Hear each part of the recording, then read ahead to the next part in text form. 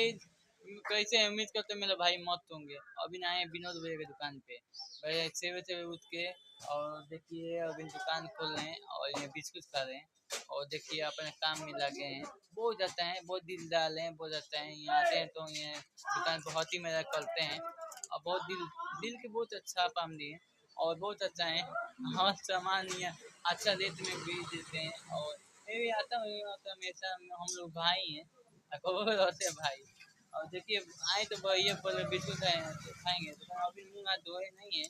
मैं खाऊंगा बाद में, आपको मान के खा लूंगा। क्या देखिए हम लोग के दोस्त हैं, हमारा बहुत डिग्री दोस्त हैं, बहुत बचपन के मैं इनका दुकान पर आता रहता हूँ। तो सोचे कि मेरा ब्लॉग वीडियो में आप देख सकते हैं, तो इनका वीडियो हम दिखाएं। बहुत अच्छा है, इनका दुकान भी है और यहाँ किराना का दुकान है, बहुत अच्छा है। यहाँ आ सकते हैं और हर चीज़ मिलता है यहाँ। हर चीज़ काजू किशमिश सब चीज़, यहाँ मोटाऊ वाला चीज़ मिलेगा।